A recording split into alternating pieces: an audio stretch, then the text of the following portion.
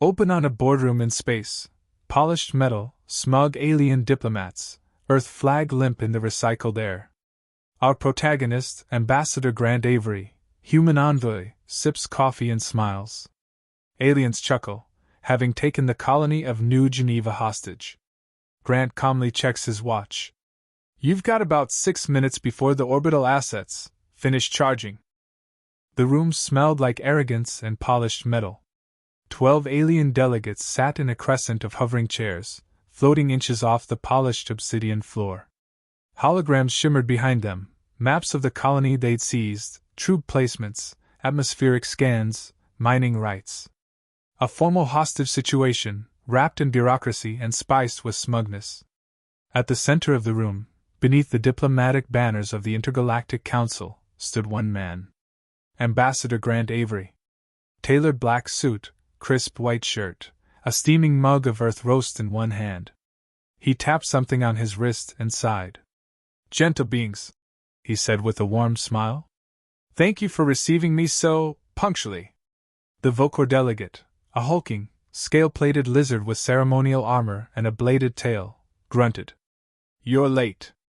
I prefer the term strategically delayed. Had to let my coffee finish steeping. Priorities." A flicker of irritation ran through the room. The Sonari, tall and metallic-skinned with faceted eyes, clicked their jaws in unison, an expression of disapproval. The Earth colony of New Geneva was established in Council space without authorization, the Sonari delegate announced. "Its seizure is lawful under Article 17. Grant raised an eyebrow. "Interesting. Because Article 17 requires a formal warning, a joint inspection, and a third-party arbiter. You skipped all three." The Trivan representative, soft-feathered, small, and visibly nervous, shifted uncomfortably. "We assumed the humans would not object too strongly." "Oh, we object." Grant took a sip of his coffee. "We object politely, firmly, and in about." He glanced at his watch. 11 minutes, extremely loudly. The Vocor bared sharp teeth. "You threaten the Council?" No. Grant gestured with his mug. "I warn the Council. Entirely different intent. One comes with diplomacy. The other comes with orbital debris." There was a pause. The Sonari narrowed their many eyes. "Is this some kind of bluff, human?" Grant smiled, gently, like a teacher humoring a slow student. "Do humans bluff? Let's see. In poker, yes. In diplomacy, rarely. In war? Only if we're bored. Otherwise, we tend to over-deliver." The Trivan was now visibly shaking. "Perhaps we should." "Silence," snapped the Vocor. "Earth is weak. 1 colony, 2 mining vessels, a civilian outpost. You have no fleet here. No presence. No power. No presence," Grant repeated thoughtfully. "Interesting." He tapped his datapad. The windows behind the Council shimmered to life, revealing a panoramic view of the planet, New Geneva, lush and golden beneath twin suns. From orbit it looked calm, undisturbed. A gentle cradle of terraformed paradise. And then, the sky blinked. Dozens, hundreds, of tiny dots faded into visibility. A swarm of orbital platforms, stealth-anchored and quietly dormant, until now. Council protocols went off. Internal security nodes flashed red. Dozens of starship markers lit up in low orbit, Terran ships, cloaked, silent, waiting. "Those are communication satellites," the Sonari whispered. "No," Grant said, stepping closer to the window. "Those are kinetic bombardment platforms.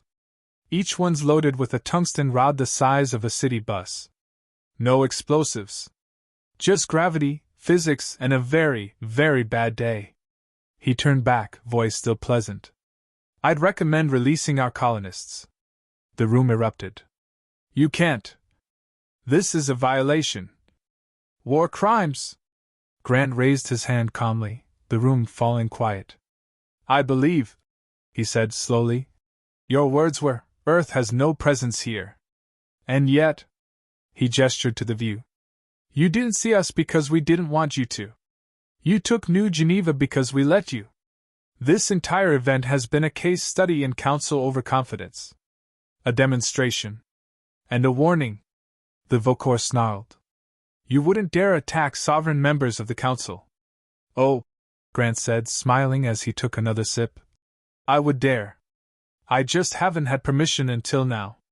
His datapad chirped once. Quietly. He tapped it. Far above, the first tungsten rod fell. Silent. Unstoppable. A council barracks in the northern hemisphere vanished from the map in a column of displaced atmosphere and molten rock. The room shook slightly.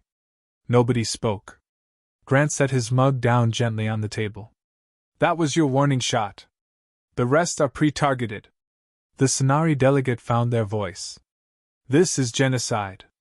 No, Grant said, cool and precise. This is restraint.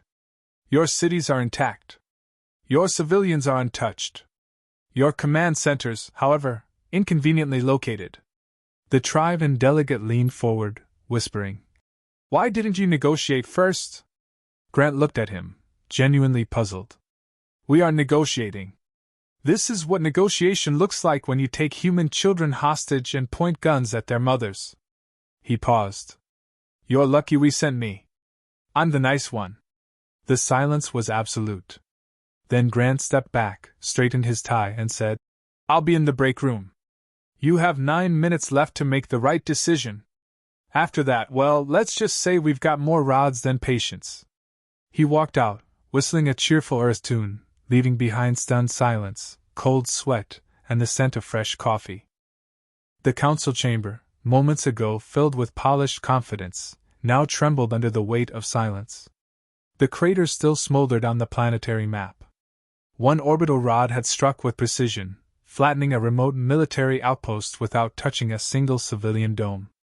No screaming. No heat signature. Just nothing. The Vokor general, all scale and sinew, stared at the screen, unmoving. His claws tapped a slow rhythm against the armrest, either a battle cadence or sheer disbelief. He warned us, muttered the Trivan, feathers drooping with each syllable. He told us. The Sonari, ever composed, leaned forward. We need confirmation, sensor logs, external surveillance. This could be projection trickery. Holography. Psychological warfare. A junior officer rushed in with a datapad. Confirmed. Seismic readings match a 100 kiloton kinetic strike. Non-nuclear. No propulsion. Pure impact. Multiple objects now descending into low orbit. The room fell quiet again. Multiple? Whispered the Trivan. 72 platforms, the officer said. Each one armed. All cloaked until 4 minutes ago. The Sonari stared at the datapad, calculating. How long have they been there? The officer hesitated. Judging by orbital decay patterns and signal latency, possibly months. Maybe longer. That broke the Foker's patience. He slammed his fist on the table, cracking its alloy surface. This is deception. Earth lacks the infrastructure. Their navy is a collection of patrol boats and asteroid miners. The officer didn't reply. He didn't need to. Above them, invisible no longer, Earth's fleet watched silently. Meanwhile, Ambassador Grant Avery stirred cream into his coffee in the council's auxiliary break room. The machine was alien, a sleek, serpentine construct that gurgled unnervingly as it dispensed boiling liquids. Grant had cracked its code on the second try. Everything came down to pressure valves and temperature translation. Coffee was universal. He took a sip, sighed contentedly, and turned to the only other occupant, a young Ilyari attaché, with luminous skin and too many fingers. You okay? Grant asked, genuinely curious. The Ilyari looked shell-shocked. You dropped a tungsten rod. Grant nodded. Just the one. I read about those in your archives. You call them rods from God. Sounds dramatic, right? Grant chuckled. We're surprisingly poetic when we're angry. The Ilyari looked away. Why would you show restraint? Grant leaned against the counter. We're human. We value performance art. He let the silence hang a moment, then added more gently. Also, we didn't come to exterminate. Just remind. Everyone got a little too confident playing Empire. Why now? Biliari asked. Grant swirled his coffee. Because you took our people. Because you assumed silence meant weakness. And because, frankly, it was time. His datepad buzzed. He glanced at it, lips quirking. Council's calling an emergency vote. Guess they want to talk again. He straightened his coat. Stay hydrated. Back in the council chamber, screens flickered with tactical overlays. Council defense networks had been bypassed. No hostile fire had been detected until the impact. No warning, no comms, no trace. Grant entered slowly, mug in hand. Did we all take a minute to breathe? The Vokor stood, his voice raw. This is an act of war. Grant sipped. That depends on your next sentence. You will withdraw those platforms and stand down immediately. Grant paused. No. You have no authority here. No, Grant agreed. But gravity does. And my authority is tied to it quite closely right now. The Sonari spoke next, more measured. We underestimated you. Which part? Grant asked. The part where we smiled too much? Or the part where we invented peaceful orbital death? You never deployed this kind of force before. Grant nodded. True. We've spent the last century letting the galaxy believe we were slow, bureaucratic, irrelevant. You saw a species that laughs too easily and argues too much. You thought we were quaint. He stepped forward. You forgot we were dangerous. The Trivan diplomat finally spoke. What do you want? Grant didn't smile this time. His tone shifted, cold, calm, surgical. You will release every colonist, unharmed, within the hour. You will issue a formal apology, voted and ratified by this body. You will provide reparations for damages and lost time. And then you will reread Article 17, out loud, slowly. The Vokor spat. Or what? Grant raised his hand. On cue, the screen shifted again. 12 more planetary systems appeared, each a red dot blinking. Those are council-administered colonies, the Sonari said slowly. Grant nodded. And those red dots? They're ours now. Well, not officially. But we own the skies. Which, in human terms, is pretty much the same thing. You planned this. Grant raised an eyebrow. Let's not call it planning. Let's call it contingency. The Sonari's voice was thin. You lured us. Oh no. You volunteered. Outside, Earth's fleet continued to hang in orbit, unmoving, as if the entire armada were holding its breath. No laser fire. No dramatics. Just silence. And inevitability. As the vote passed, unanimously of course, the Trivan whispered to the Vokor. Why didn't we know they could do this? The Vokor growled, watching Grant leave with that same calm step and steaming mug in hand. Because they waited until we stopped watching. From orbit, the colony looked untouched. New Geneva, Earth's pride on the edge of the frontier, still shimmered with golden plains and mirror blue lakes. The colony dome stood intact. Wind farms spun slowly on the ridges. Wildlife roamed freely. But the sky above it had changed. Above the exosphere, 72 kinetic platforms floated in absolute silence. They didn't blink. They didn't broadcast. They waited. They had been waiting. In the war room aboard the ESS Resolute, Rear Admiral Mikhail Jordan stared at the data feeds scrolling across the holotable. Minimal resistance. Surface weapons silenced. Defensive satellites offline. The Council's planetary defense systems had never anticipated a non-energy-based strike. Fleet status? He asked without looking up. All ships in position, replied Commander Shah. Orbital rods charged. AI targeting confirms 99.8% precision. Remaining margin due to atmospheric shear. Acceptable, Jordan said. The door hissed open. Ambassador Grant Avery stepped in, still holding his ever-present mug. Jordan gave him a glance. You look too relaxed for someone about to rearrange a continent. Grant shrugged. They voted. I just talked them into it. Jordan didn't smile. He never did. The order? Grant set the mug down. Hit only the facilities. Make it surgical. Brutal, but polite. Jordan turned to his officers. Commence strike phase 2. Targets confirmed. The rods fell. They didn't scream. They didn't roar. They whispered down through the atmosphere like vengeful needles, wrapped in silence, wrapped in precision. The first impact struck the Council's main garrison, a sprawling concrete bunker system embedded deep beneath New Geneva's eastern cliffs. The second demolished a radar complex. The third, a hydrostatic relay controlling off-world communications. Each was vaporized with a whisper and a flicker of light. No flames. No radiation. Just kinetic violence. It was the opposite of war as the galaxy understood it. The colony's civilian domes remained untouched. Inside one of them, a young technician blinked at her console as the power flickered. The screen shook. Dust trickled from the ceiling.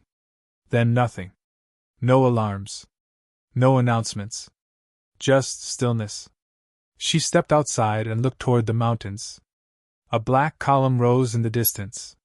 The garrison was gone. In its place, a smoking crater. In the skies above, the Council fleet scrambled. 4 cruisers broke formation, trying to flank. They didn't last 10 seconds.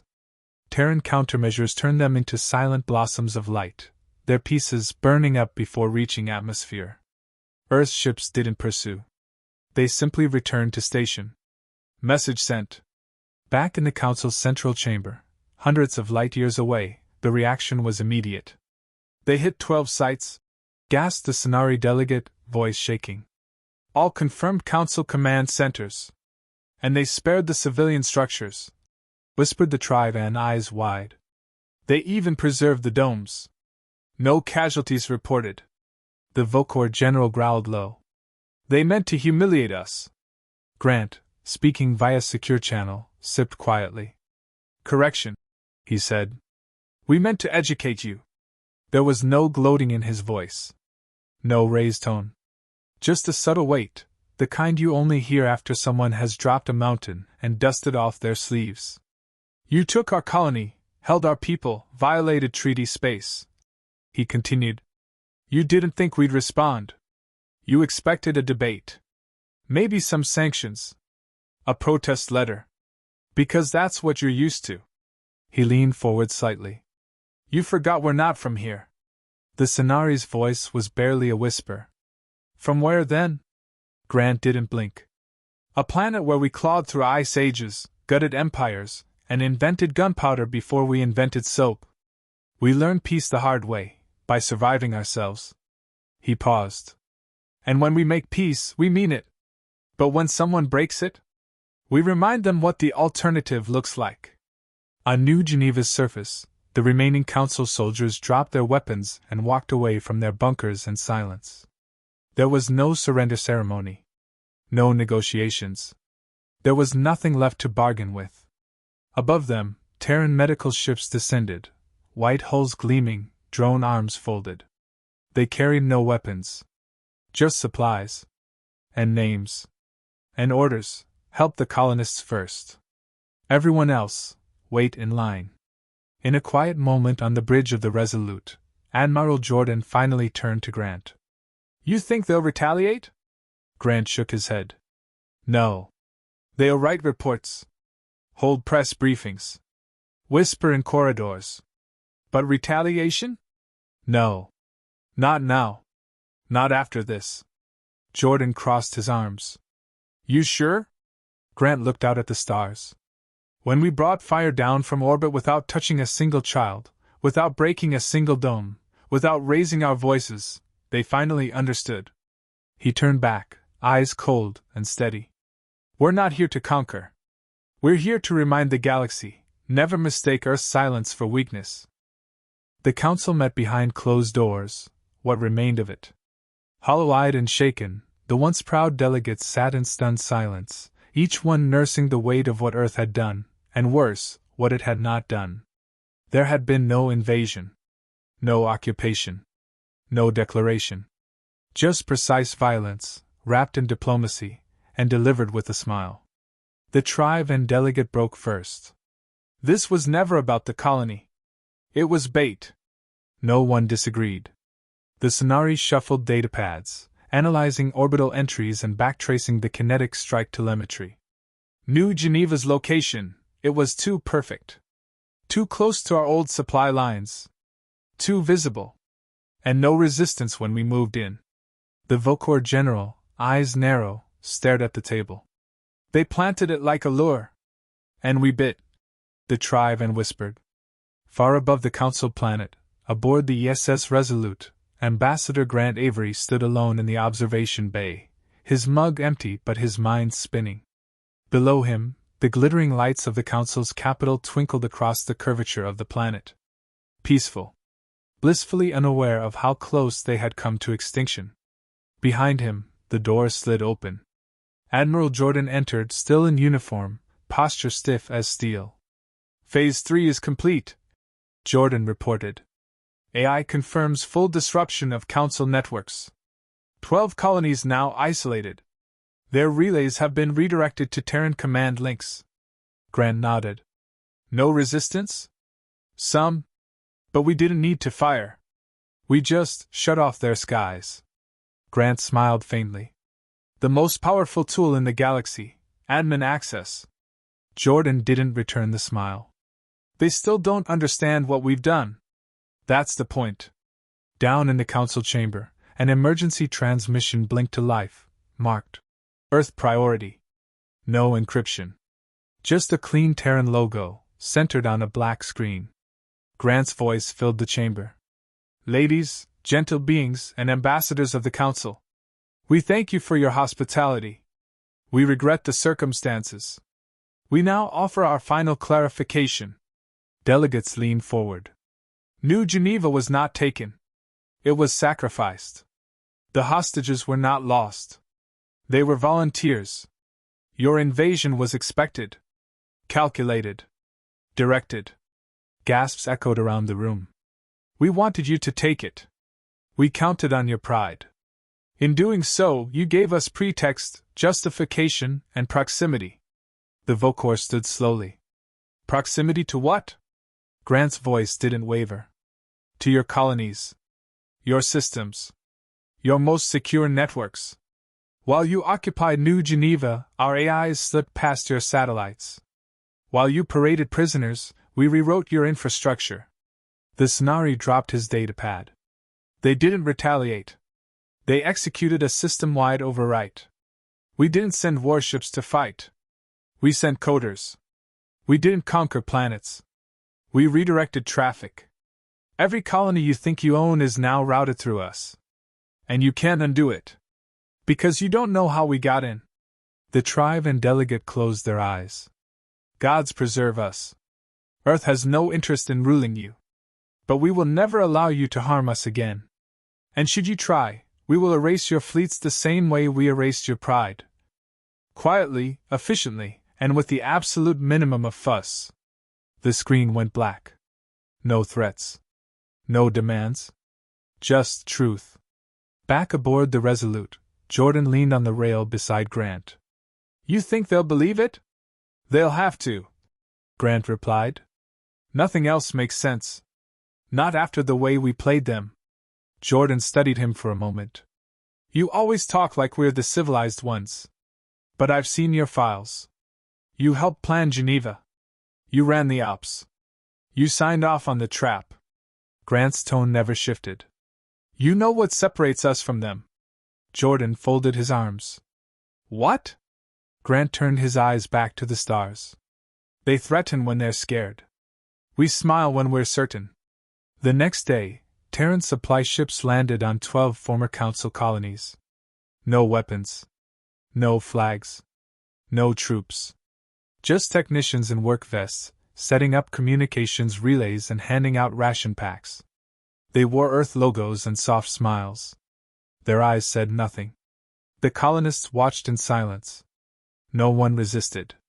Not anymore. Humanity had redefined conquest. Not with bombs. With complete control. Back on Earth, the footage ran once, just once, before vanishing from public servers. No interviews. No press conferences. No celebrations. Just a quiet update posted from the Department of Expansion. New Geneva crisis resolved. Hostages returned unharmed. No further action required. In the quiet that followed, the galaxy learned something it had forgotten. Humanity was not loud. It was not reckless. It was not emotional. It was a storm beneath glass, contained, studied, patient. And when it finally moved, nothing survived the silence that came after.